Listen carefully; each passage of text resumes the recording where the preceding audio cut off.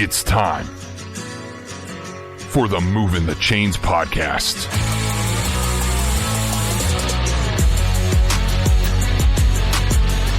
Your home for high school football coverage in the Palmetto State.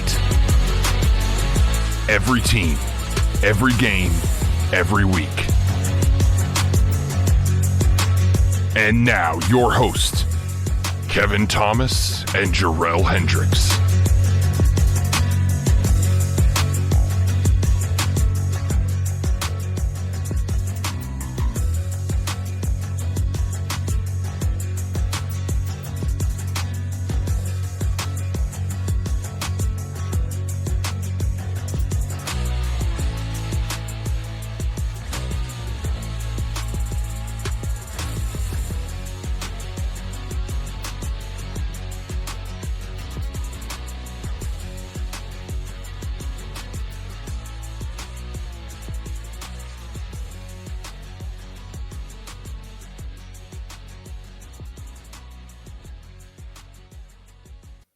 Welcome into Movin The Chains, brought to you by Founders Federal Credit Union. I'm Kevin Thomas alongside Jarrell Hendricks.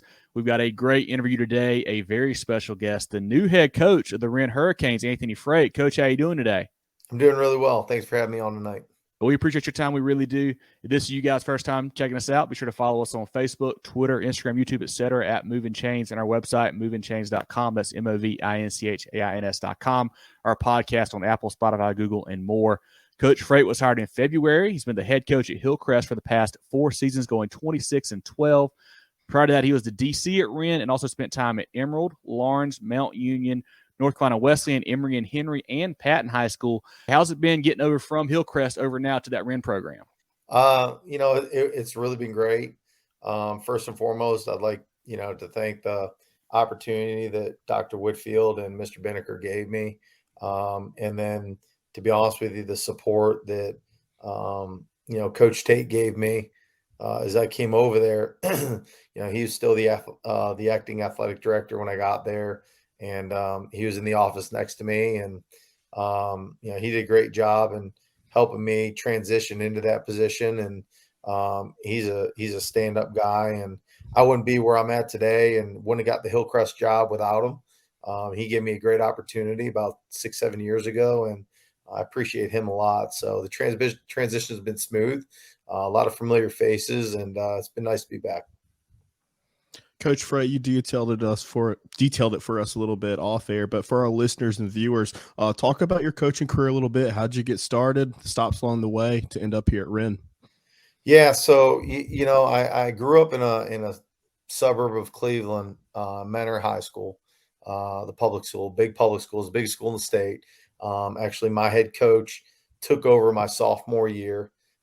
He just got inducted in the Ohio High School Hall of Fame last weekend, Coach Trevisano. So came from good stock there, went on to play at Mount Union College for 5 years, took a red shirt, played 5 years, coach every year, got a GA over at North Carolina Wesleyan with Jack Ginn and, some really good coaches over there.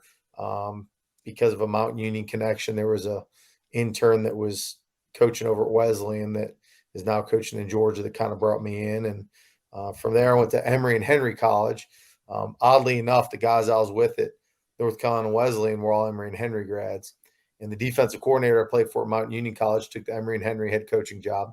So I ended up over there, spent 3 years there. And after that, I was making the big bucks. I was coordinating. I was running the weight room. I think I was working in student affairs and teaching 2 classes. And I think, I was making all that money, like 16.5 or something crazy, just really living large.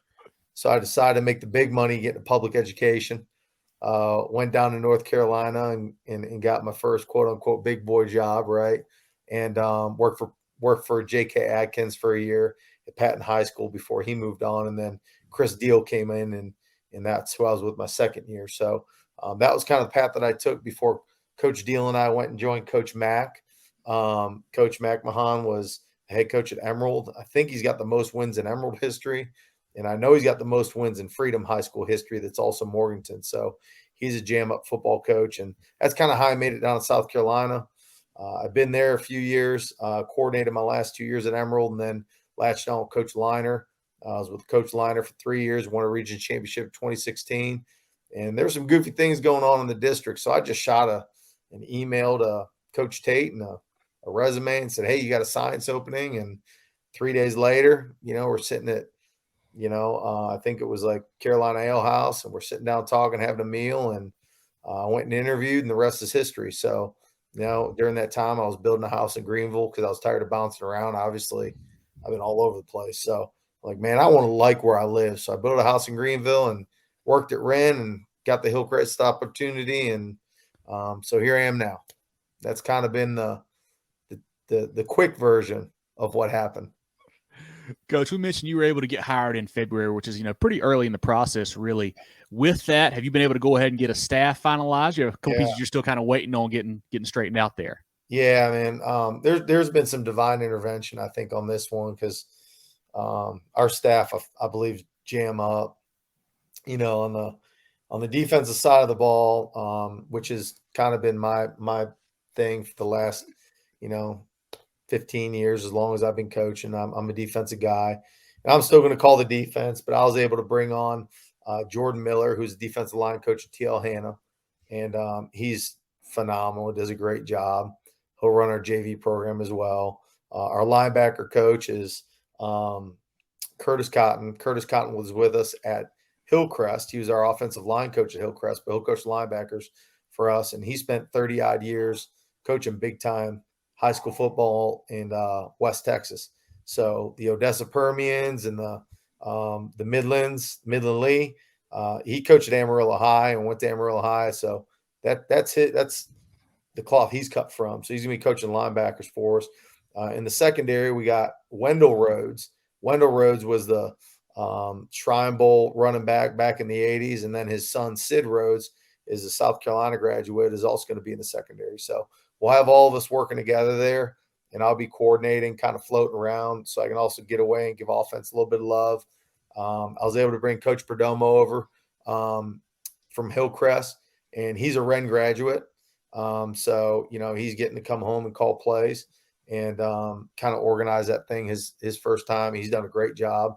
So we'll be working with the backs. We were able to get Trey Atkins, a Hillcrest grad that played at USC and then went to Mercer. He's coaching receivers.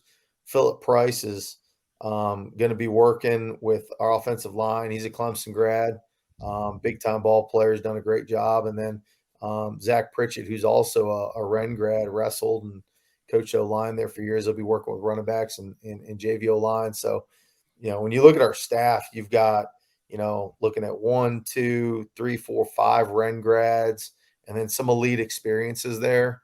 And I'm really excited at the dynamics of our staff. So, Coach, going into it without too much detail, because we've been accused of giving away some schematic stuff, what are you going to be running on defense and offense? What's Coach Perdomo going to do there, and what are you going to be doing with your base defense? Well, defensively, put on the Hillcrest tape. I believe personally right now that most high schools lack the ability to produce 4 true defensive linemen. If I'm being honest with you, as good as we were on defense last year at Hillcrest, we play with 1 defensive lineman, 5 linebackers, and 5 DBs, and we just slashed and got after you. And we've been doing that for the last 3 years over there, or 4 years. And my last year at Wren, we did the same thing, and we did it for a year or 2 at Lawrence too. So we're going to do the same thing, this year. We don't have a ton of big bodies, but we're going to get after you defensively. Now, offensively, we're inputting this new thing that Wren hasn't seen in about 15 years. It's called the tight end. All right. So I know Eli, that's up at App State, is a really good tight end in theory, but he was just a big old wide receiver that was physical. And talk about Eli Wilson. I think he's a rising junior now, but in terms of eligibility. But so we've got a couple big bodies that can run and catch and all that stuff. And, so we'll be multiple, but we will be having a tight end this year, which is we're excited about because we got some bodies that do that. So, Coach, you mentioned earlier you've been all across not only the state but other states, and really the whole country on kind of on the East Coast there. Who are some coaches that have really been big influences on you? And then are there any guys that you like, watching maybe today in the pro or college game, kind of pick up some tricks from here and there? Yeah. Well, it's funny because like, Coach Karras that I played for obviously is the biggest one. And that was the land of like not reality. Like it was so, like Mount Union College at that time was so not reality. I was part of the 55 game win streak. We played in like 2 close games, and the coaching room that I started out in was, Matt Campbell, who's at Iowa State, Jason Candle, who's at Toledo, Vince Karras, who's Toledo's DC, Nick Sirianni, who's the Philadelphia Eagles head coach. Like those are all my buddies, Zach Bruni, who's at Wheeling Jesuit. Like we're all in the same, deal. Tom Manning, who was the OC at Iowa State and I was at Cincinnati. Joe, like, and I'm not trying to name drop or anything like that, but like those were the guys that, I was lucky enough to be around.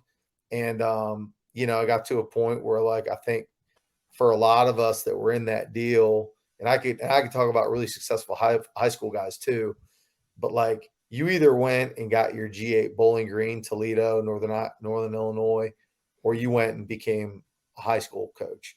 And that was kind of where went. And I decided to go to the high school route.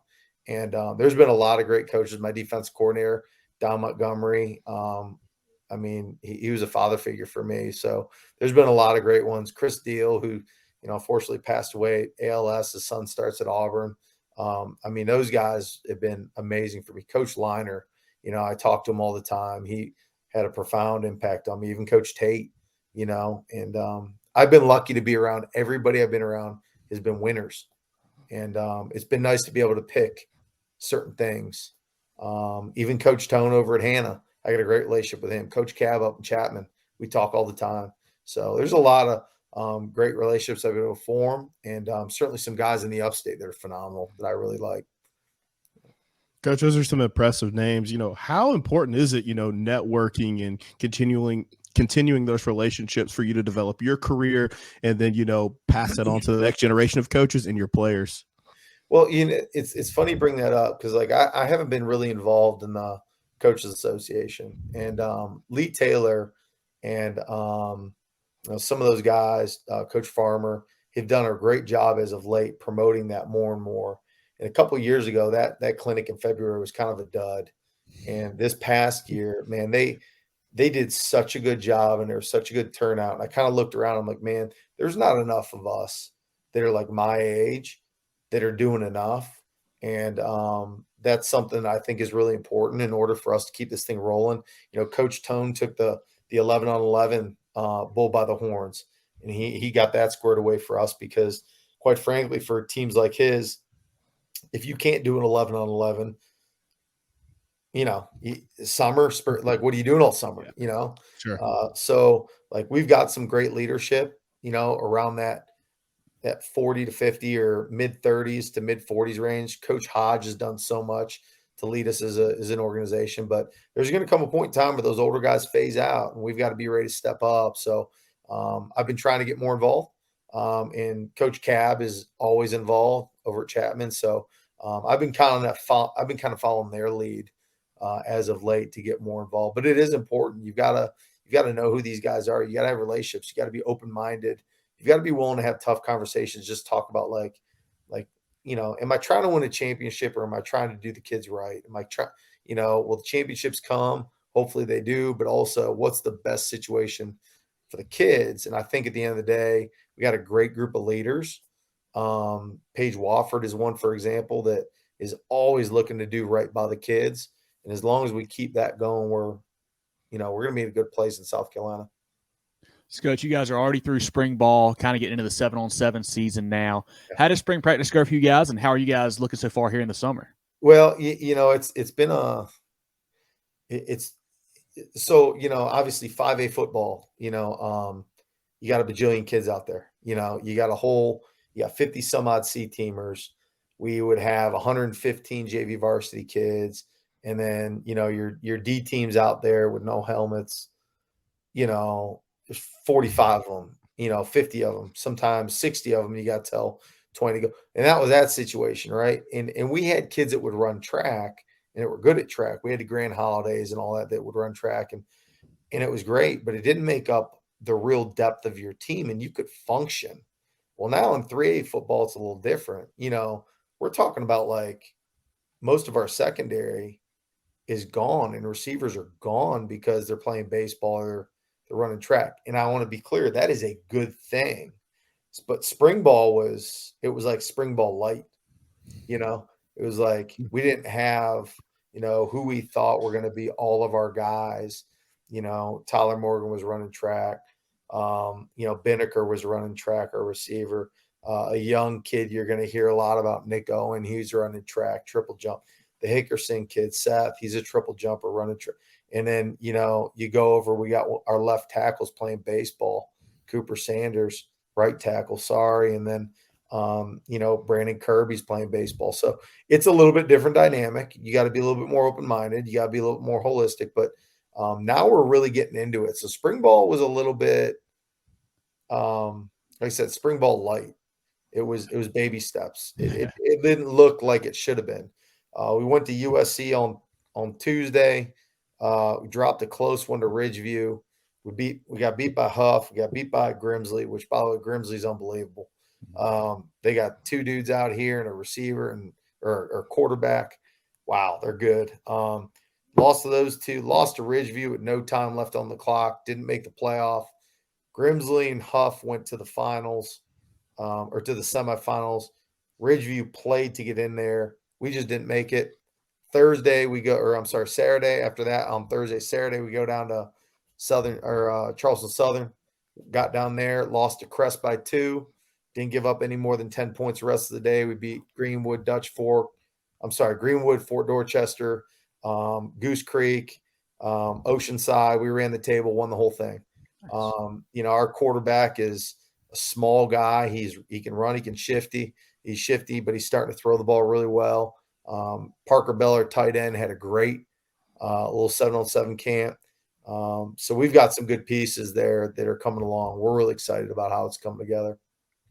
If you don't mind, talk about some of those pieces you have now that you've got them all together. Who are some special players that we need to look out for next season? Yeah, so our quarterback, Colton Bagwell, he's like, I certainly don't want to call him Johnny Manziel because he doesn't have all that baggage. He's like Mr. Do-Right, but he's just a short, athletic kid that he's extremely accurate and he can fly. And I think some people are going to have some problems with him in the run game. He's tough as nails. He's got great leadership skills. Our tight end, who's a rising senior, Parker Bell, is coming on the scene. Obviously, Philip Price, our O-line coach, went into Clemson as a tight end, and they got converted to tackle. So he's been able to coach him up phenomenally, and he's coming on strong. Our left tackle, Austin Beers, is probably our best and most seniored offensive lineman. It's phenomenal. We got a tough fight you over a bottle cap running back and Ethan Moody. I mean, this kid's old school. He was over there hanging out with the James Island kids for a little bit before we played him in the championship on Saturday. And one of the coaches said, "Man, that's a bad A white boy right there." I said, "He's tough as nails, man. He's got something too." He said, "Yeah, he's gritty, man. He's gritty. He's tough." I said, "Yeah, he is, and that's just who he is. He's tough, embodies that." Got another young running back in Reese Price, who's really, really good. He's thick, he's solid, he's strong, explosive. Get out wide. You're talking about Braden Binnicker is our top receiver returning. And, so we've got all that offensively, which is great. And then a young offensive line to match in with Austin, but they're all very talented and in good hands with Phillip and Zach. And then defensively, we got Cam Sanders up front. Cam is, about a 6'1", 245-pound kid that on the catapult down at the Palmetto Combine Series, ran almost 21 miles an hour.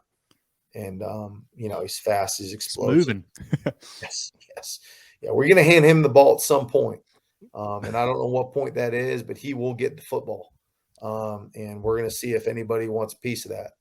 And he's just that kind of kid. And I'm looking forward to seeing what he can do. He's a rising junior. Tyron Jackson is probably going to play a zero technique. He's a big, thick, strong kid that can really do a great job with his hands. At linebacker, we're going to be young in terms of experience, but we're still figuring that position out right now by committee. But we've seen some really good things on the defensive secondary out of Brandon Kirby at corner. In fact, the 7-on-7 on Saturday, we had they were trying to hurry up. They got a little 5-yard penalty, backed them up 5. It was 3rd and 8. They try to pick on them. Makes a big play to win the game. We get a defensive stop, 2 points. We end up winning by 2. So Brandon's doing a great job for us. Seth Hickerson will play both ways. He'll play a little bit of defense. Noah Ramey's coming on. He's a rising 11th grader. Nick Owens is doing a great job. And then you probably know about the name Morgan. Tyler Morgan is a stud. He's going to have a good junior year. His brothers both play at Wofford. So we've got pieces. We're just you look around, it's like 10th grader, 11th grader, 10th grader, 11th grade, 10th grader, and it's like, all right, well, shoot, they played last year. So they can play this year if they played last year. So it's gonna be exciting. We mentioned it a couple times that you were hired earlier in the process in February. How helpful was that to be able to get onto campus at Wren right away and get to kind of start knowing these kids and get in the weight room, things like that for you? It's huge. I think more so than ever, young men, young people in general, lack real relationships. They lack real physical, concrete, in-person relationships. High-fiving each other, grabbing them on the shoulder and giving them a squeeze and great job, man. Patting them on the back, giving them a hug. You know what I mean? Great job. And being in the building, be able to do some of those things was, it was priceless for me to be able to do that in terms of our team unity. And you got to ease your way into those things, but also the opportunity is there to present itself. All of a sudden, 1 week you don't have anybody in your office. Nobody's in your office. And one kid comes in your office. And then next week, 2-3 kids in your office. Before you know it, they're hanging out in your office. And you got to kick them out. And it's like, guys, you got to get a little work done. You know what I mean? And that's kind of been the process and building those relationships and, having an open line of communication, then supporting them too. Like, I think the community has really done a great job stepping up with fundraising. So like we had the opportunity, I told them I told the community what I wanted to do. And we were able to hop on the charter bus, go down to South Carolina, stay overnight, eat at the Golden Corral, which everybody loves. And we went down to Isle of Palms for a day, Nice. Did a workout on the beach. They hung out on the beach. They got to ride waves. They got to play volleyball, took it back to Golden Corral, spent the night, woke up the next day and went to Charleston Southern, watched Friday Night Lights as a team in the team room. The Charleston Southern, got to see a tour of South Carolina's, all those experiences are what I kind of promoted to the community and they stepped up. And I think those things are helping to bond us together, and having the time in the spring to do those things and have some face time has been huge. When we had our spring showcase, we did a ride. Everybody that was a middle school player, we had a official visit. So we gave them a lanyard and a card, and they had their official visit for the spring game. And then the next night, we had all our rising freshmen sign to commit their letter of intent for Wren High School. And then we did a photo shoot with their parents signing their letter of intent. And then on their official visit, we had all the gear, and we did videos for them. And they had the ball, and and it was all blue screened out. And I would have never been able to do those things with my staff and the kids had I not had the opportunity to get over early. I think it's helped a ton. So you mentioned that Wren community. You guys are very, focused on athletics. Just won the basketball state championship. Knocked off my TR Devil Dogs in Upper State, but we won't talk about that. But how does that kind of put the pressure on you as far as football is concerned, that they set that bar that you want to try to reach that there while you're the coach? I think the biggest pressure that a lot of times I feel, I put it on myself. I feel like if we're always doing right by the kids, doing right by the young men, then, the rest will take care of itself. Obviously, after I left in 2018 and 2019, they won the state title. And then they were a volleyball runner up. They've won 2 track state championships. They've won a volleyball state championship, a girls basketball runner up, a boys state championship. They've gotten a lot. They've gotten a lot done, and kudos to Coach Tate and the athletic staff there. He is the athletic director, get that done. But I don't necessarily feel pressure to do those things, because I feel like we're giving the kids first and foremost a good experience.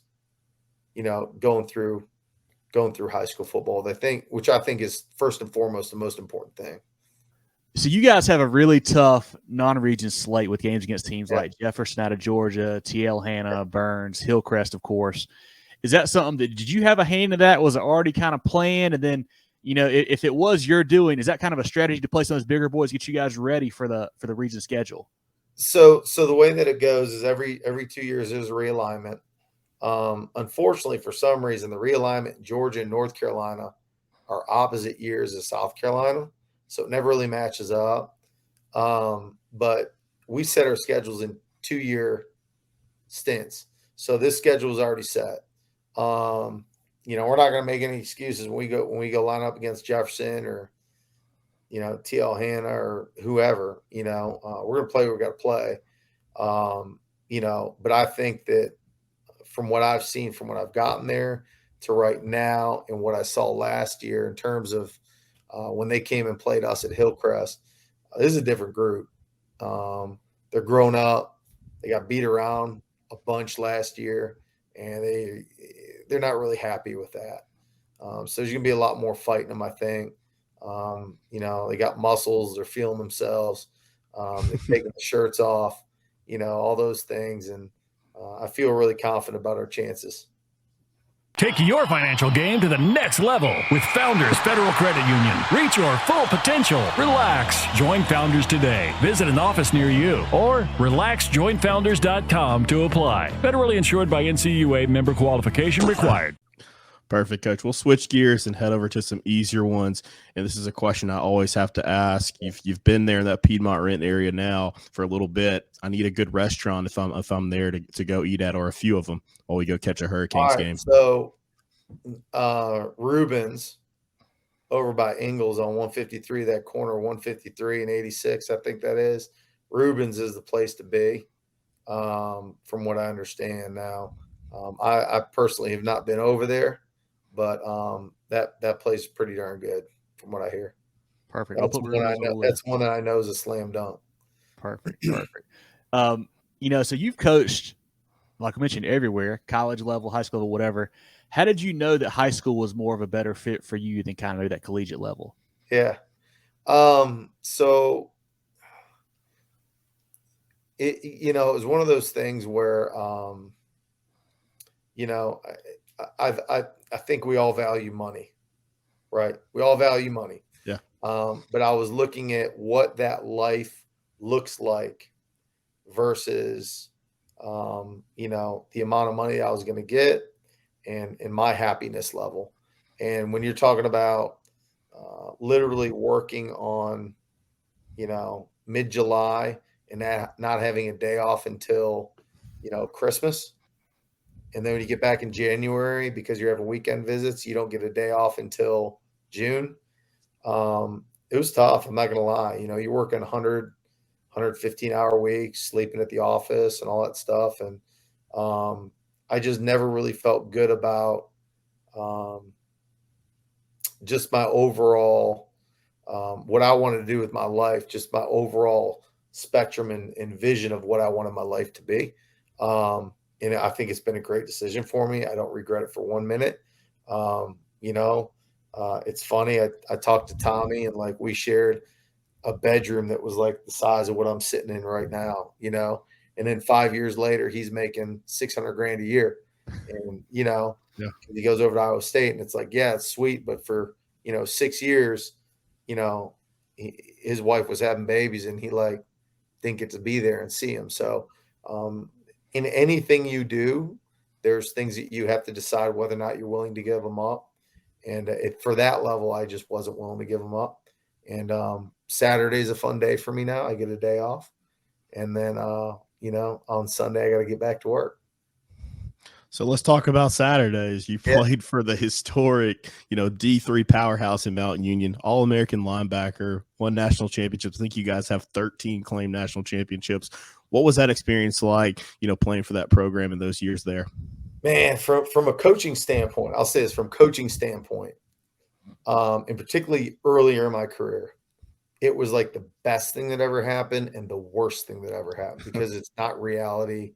It's like unattainable.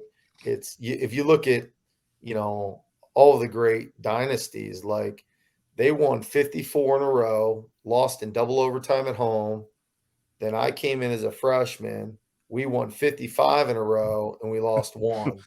So like they were like 100. They won 109 out of 111 games, right? And that's not reality at most places. I think there's a lot of reasons why it was the way that it was, and why that happened. But that was probably one of the best things and the worst things that could ever happen, if that makes sense. Then you got to put things, when you get a little older, you get a little wise, you start putting things in perspective, like you don't have a bunch of All-American after All-American doing everything right to where we never even watched like bad film. We didn't like watch people do things wrong. You know what I mean? So like you never even learned how to do it wrong because nobody was ever screwing up. So that was kind of what that experience was like. I can tell you that it was a close-knit family environment. To a certain extent, it was a little bit cutthroat and intense. You know what I mean? Like you messed up, you're see ya, you need to be forgotten. It was like, hey, dude, what happened to that dude? Like he was good, I remember my sophomore year, we had a really good linebacker come in. I think the kid's name was Tucker Allen. Tucker something. Dude had 23 tackles in the state championship game, went to Upper Arlington. Stud linebacker. Goes through our camp 2 weeks. He's like, I'm not even getting any burn. I'm getting nothing, right? Because we got our guys already out there. Like week 2 at Ohio State, he's running down on kickoff. Transfers there, walks on. He's running down on kickoff. Like this just from a numbers standpoint, the competition is so stiff. And my man goes over to Ohio State and like 2-3 weeks later, he's running down on kickoff. It's like, holy cow, and that doesn't mean that our guys were as good as Ohio State. It just means there were 40 linebackers when I played. So you're right. So it was an experience. It was a neat experience. It's one that certainly I wouldn't be where I'm at today if I didn't get an opportunity to have it. Well, last one here for you, Coach. What are some goals for the 2023 season for the Wren Hurricanes? Well, we once I took the job, I kind of started saying something, and it's been sticking with the boys. We talk about how everything affects everything, and you can't leave any stone left unturned. And I don't know if y'all have read that book, Chop Wood, Carry Water, but it comes from that. And everything affects everything. We've got to understand, the difference between winning and losing is so minute, and we all need to work together towards this thing. And I think some realistic expectations for next year is you're going to see a bigger, stronger, faster team. You're going to see a team that, at least in my heart, I believe that we can compete for a region championship next year. And, it's no one's fault but the state of South Carolina. But at the end of the day, the only thing that matters is the region games. And I'm not saying that I don't like our odds in those non-region games. I'm just saying, with a school like us and where we're at, I feel like if we come out of that non-region healthy and we're feeling good, we could be a team to look out for. I'm really excited about some of those matchups. Just because I'm wearing blue and gold now doesn't mean I don't. All of a sudden I forgot about 14-13 down at TL Hanna last year. That's that was going to stay with me for a while. Coach Tone knows that. You know what I mean? And I know being on the side of the Hillcrest sideline when we were at Wren, that we went down 14-0, then we went down 21-7, then we went down 28-14, and then we rattled off all those unanswered points to win 48-35. I know what the program can do. We've just got to keep working and grinding so that everybody's on the same page to get it done. So I'm excited about those challenges. And I'll be honest with Burns too. Burns last year, I mean, y'all might have even been at that game. I can't remember. Yep. I mean, holy cow, we come out and 24-0. Like, what are we doing? That one's going to stick with me a while. So there's some games there, and whether they go our way or not, for me, I know I'm going to be preparing to make sure that everybody else is prepared to really make sure that we're putting forth our best, our best product on the football field. Well, this has been great. Definitely everyone to go follow Coach Frate, the Hurricanes program on Twitter and Facebook, etc. They do a great job posting highlight videos and things like that of their players. Definitely go check them out on there. Like I mentioned, follow us on Facebook, Twitter, Instagram, YouTube at Movin Chains, our website, movingchains.com, podcast on Apple, Spotify, Google, and more. Movin The Chains brought to you by Founders Federal Credit Union. Drill, anything else for Coach Frate before we let him go tonight? Coach Frate, first and foremost, thank you very much for your time tonight. Congratulations on that new opportunity there at Wren. Looking forward to what you do there. Got a young team, so I'm sure you'll take some bumps and bruises, but I know you guys are going to be great over the coming years. The state of South Carolina is really privileged to have, great coaches like you.